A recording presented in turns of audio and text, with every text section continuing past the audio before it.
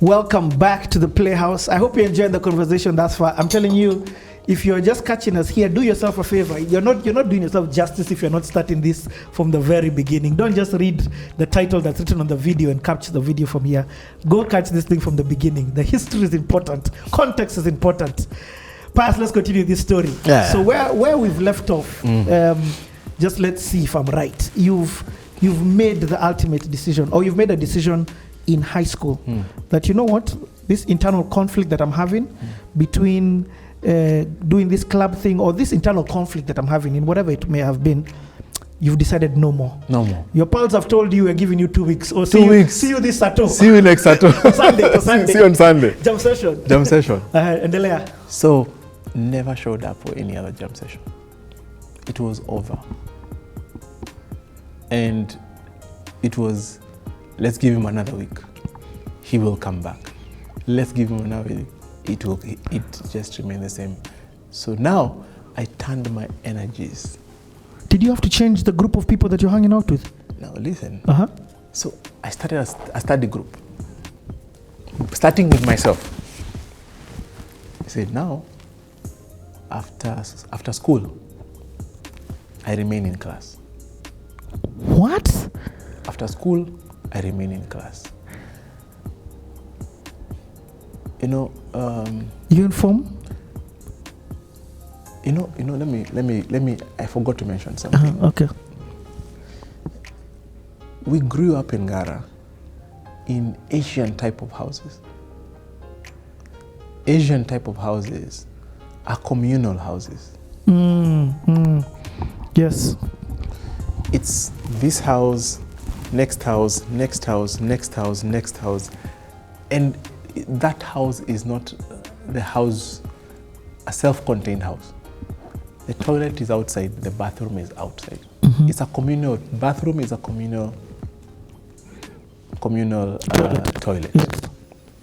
So, proper Asian style. And that meant space was very limited. Very, very limited. And where the table that my mom used to cut sukuma wiki on, all those things. yes, that was the same table I used to read on. So as she's cutting onions and sukuma wikis, I'm also reading from the same table.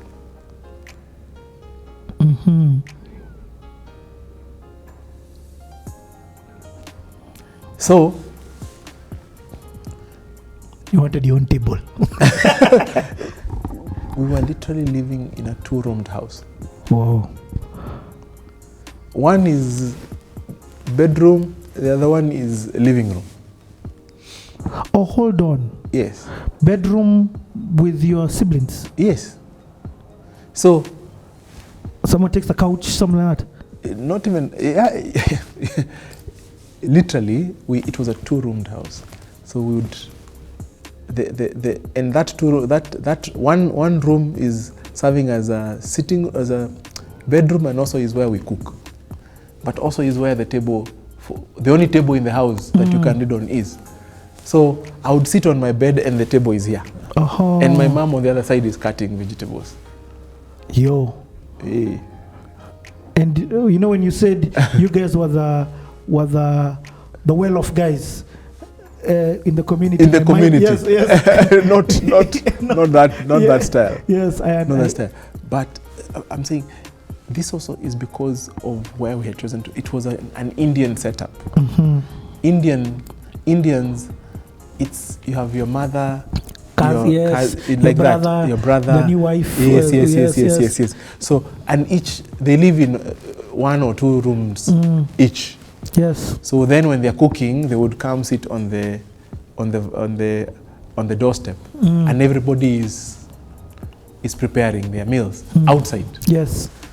But now Africans adapting this, it became something a little bit different, because we are not exactly one. Yes, you're not one family. One family. Yes. Not exactly one family. So reading space was a big issue. A big issue. So say now, after school time, take a break of 30 minutes, go back to class. Slowly, some of the guys I used to go for jam session with, they started joining me. Oh. Now I had, and others now, who are not involved in that group. So we formed quite a sizable study group. What? This is impressive. So we would read from 5 p.m. to about 9 or 10 p.m. What? And then walk home.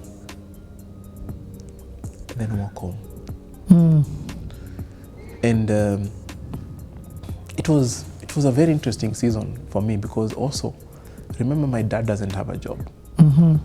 We couldn't afford school fees. So anytime kids were being sent home because of school fees default, I was top player. I was at the top. In fact, common knowledge, everybody knew Pius. Let's start with Pius. Pius. I would stay a whole year without paying school fees, even a coin. And it was not my biggest problem, because going home to ask for school fees, it was too down the priority list. You know, if you're struggling with putting food on the table, surely school fees is not one of them. So when I'm told to go home, I would not go home. I would go to Kenya. I would walk to Kenya National Library. What? Yeah. So trek, Grogon, up Community Hill, Kenya National Library. That was my refuge. So I'd go there and read and get lost there. 6, when they close, I walk. Uhuru Park, cut through, Mama Ngina, until I get home. There was nothing like bus fare. It never even occurred to me that I could get into a bus. So it was a very interesting season. Did that season dent you? What I mean is, there's some people who getting kicked out of school becomes shameful and affects their self-esteem. Other people can use it as motivation of, I'm never going to let this happen to my future kids or something. I never felt it that way. I never felt ashamed. I just felt I was unstoppable. Nothing could stop me. From what, attaining this? From attaining whatever I had set my mind to. And that time is riches. I needed to pass exams. Okay. That's the first goal. Yeah, those were now little steps, So. Oh, I get it. So even, so even the motivation to study, for you, passing was going to help you attain this goal that you set. For me, it was that internal goal that you set. For me, going to university was a do or die. If I didn't go to university, it meant that I would be pushing Mgogoteni cart or something. That was the only alternative. There was nothing else on offer for me beyond that point. I had to position myself to be absorbed somewhere by force. So that is huge. So going to university was key. So for me, when we were being chased from school, I would not even go home. I just walk straight to Kenya National Library. I knew everybody in Kenya National Library. I knew which book was where. And I would spend my day there, no lunch, no nothing. The whole day. And I would go back home, I would say nothing. Dad. I would not complain to my parents. I would not add stress to them. No. But the awareness that you already been faced with life or death options, I mean, what you've talked about is huge. You've talked about if you didn't make it, first of all, you don't have the money for even high school, let alone university. So for you, not getting the grades to get into university, first, forget where the money will come from. The grades, first and foremost, was a do or die. Yeah. And now that was really hard. The other bit is that if you relied on the notes that you were getting in class, I had proven I was never going to go to university. So literally, I researched textbooks, I wrote my own notes, and then I studied. I wrote my own notes. You taught yourself? I taught myself. What? I'd look for books from everywhere. I would write my own notes, not the teacher's notes, my own notes. What I'm hearing you say is that you already knew that the quality of education within the school that you are was not going to get you into university the way you wanted. Look here, every year we had about 240 people leaving school. We barely did 5 people who went to university. Yeah. So for you to be in that top 5, you needed to do something that is not done in school. And that's something you needed to teach yourself. And find out what it is. So later on I had so many friends who went to other national schools. I realized I worked 5 times harder. Okay. I worked 5 times harder. That one, in fact, many of them, I am the one who was showing them how to research in university. You had started doing what you're supposed to be doing in university. Yeah. So, and that has translated even today, even in the corporate world, people tell you, buddy, you are a teacher. You can teach. And it's because I had to learn how to teach myself. The discipline was instilled unknowingly. Yes. In this era. In that era. So I had such odds against me. Huge odds. And I was very much aware of them. So I was doing better than the people who are remaining in class. And one moment I will never ever forget in my life was when we now needed to do to sit for our mock exams so that we would get our index number. That moment, or rather that time, it was towards the end of the year. I had not paid even 1 single cent of tuition.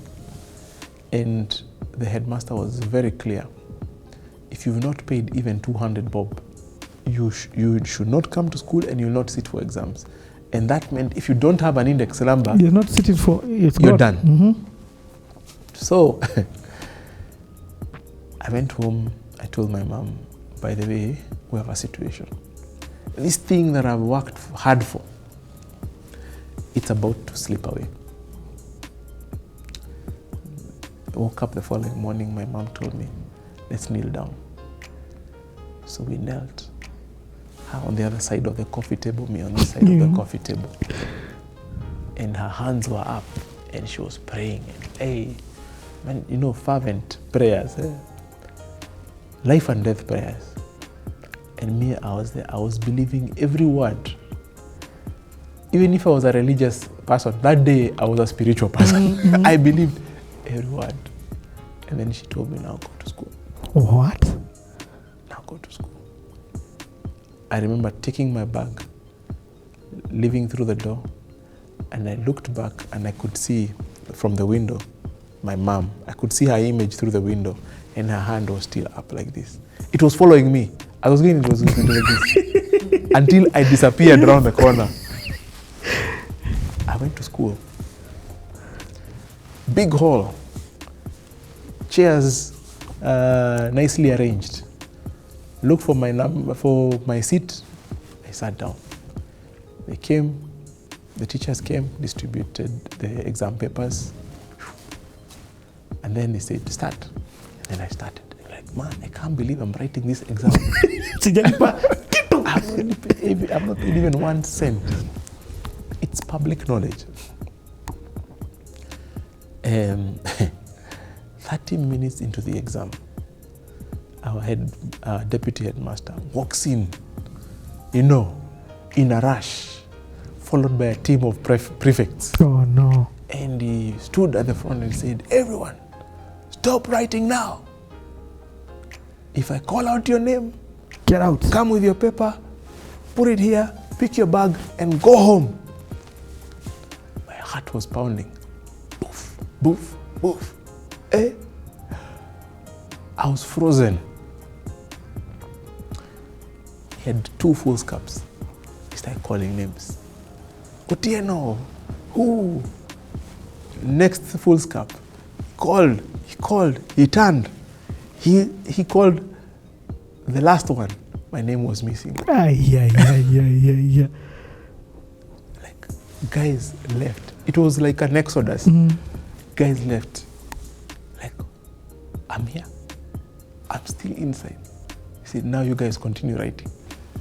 Now, outside, I'm hearing guys saying, you guys, this is unfair. Me, I have a balance of 200 bob. Pius is inside there and he's writing the exam. No way. Outside, I can hear them.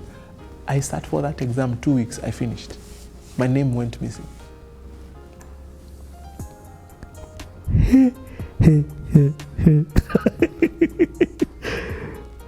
That's the first time.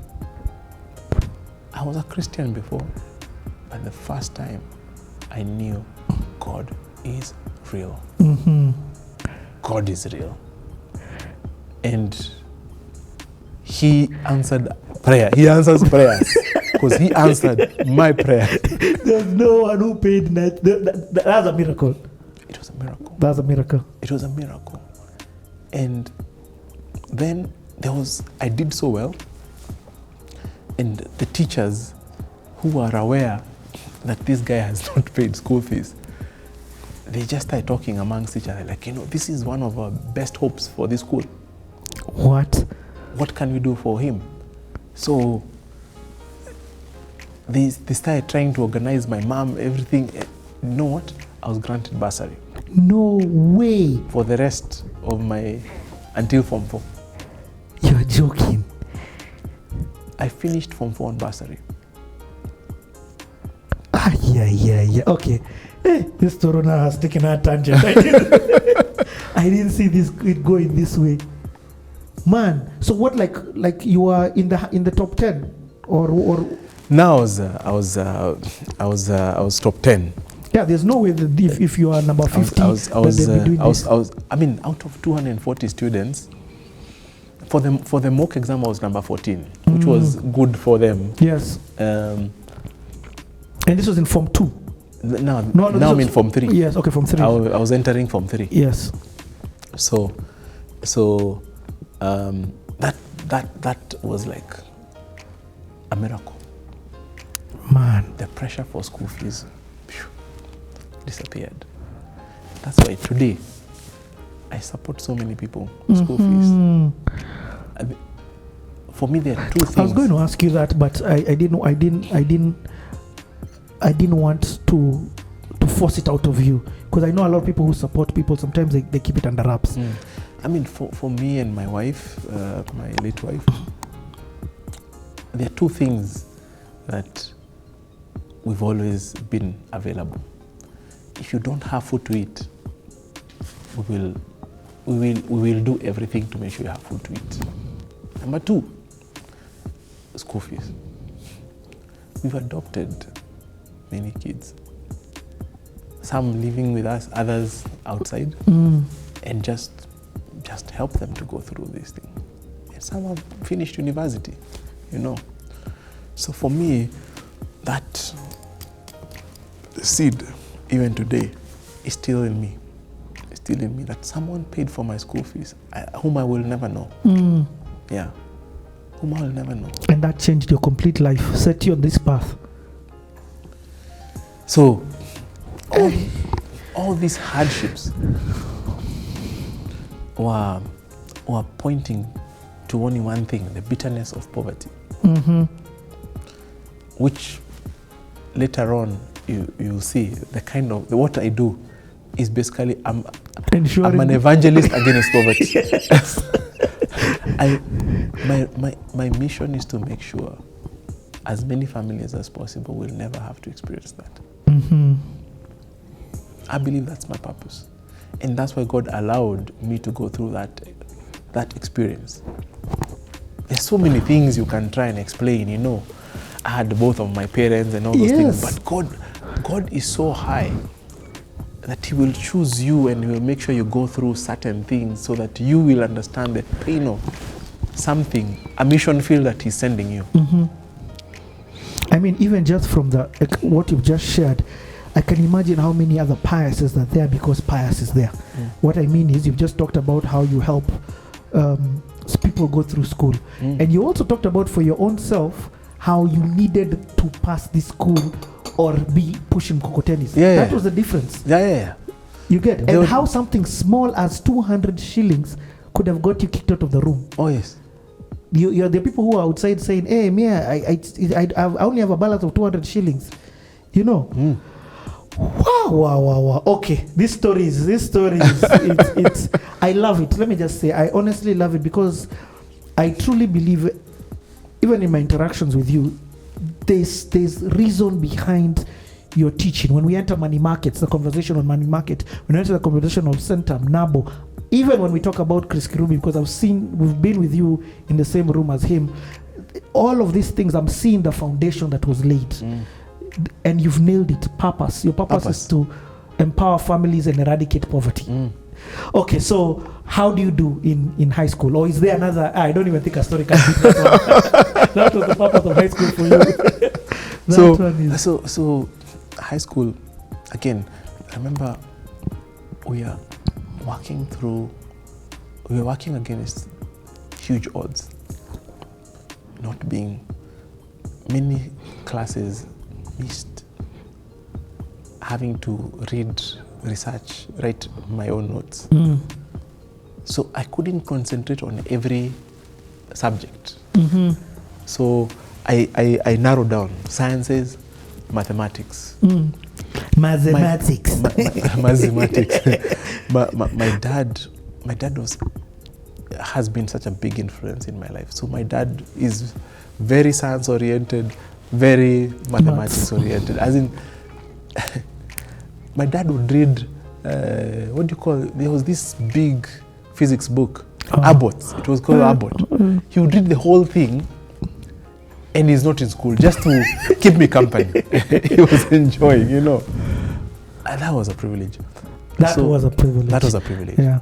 So I scored A's, sciences, mathematics. Swahili, I really did badly.